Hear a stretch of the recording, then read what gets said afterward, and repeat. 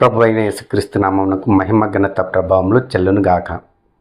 యెహోవాను స్తుతించుడి, యెహోవా సేవకులారా ఆయనను స్తుతించుడి, ఆయన నామమును స్తుతించుడి అని ప్రభువాక్యం సెలవిచ్చుచున్నది.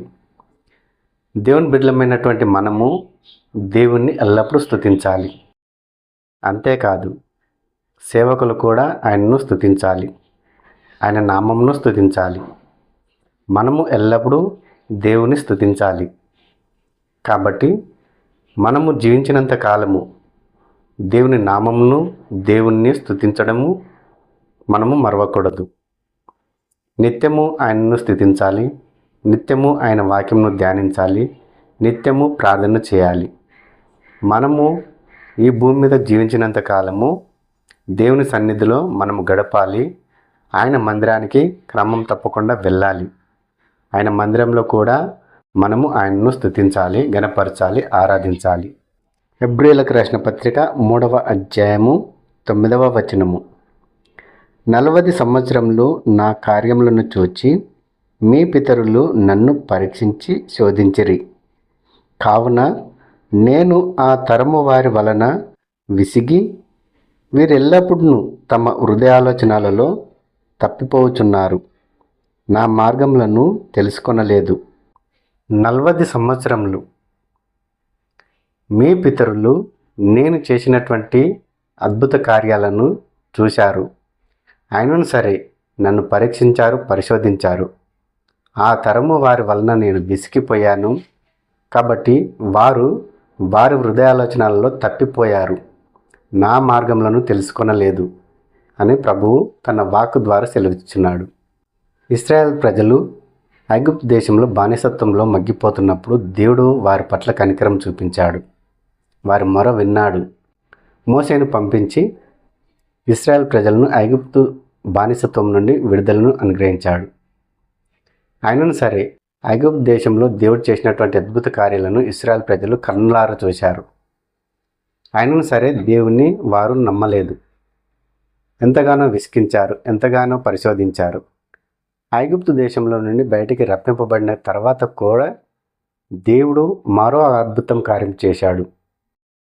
ఏంటంటే ఎర్ర సముద్రాన్ని 2 పాయలుగా చీల్చి ఆరిన నేల మీద ఇశ్రాయేల్ ప్రజలను నడిపించాడు. అక్కడ కూడా దేవుడు అద్భుత కార్యం చేయడము వాళ్ళు చూశారు.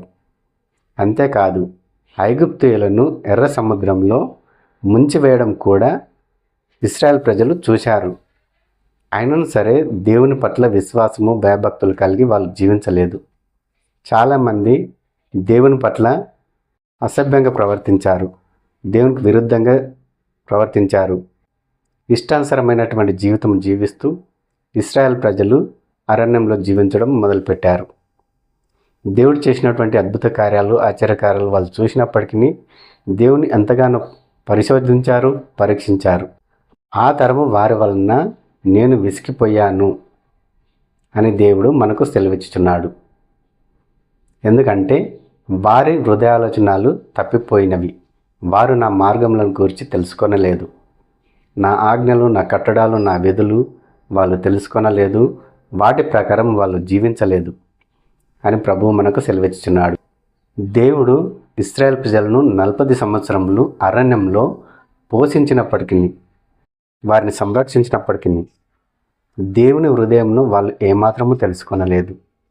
దేవుడు చేసినటువంటి అద్భుత కార్యాలను వాళ్ళు ఏమాత్రము కనుగొనలేదు.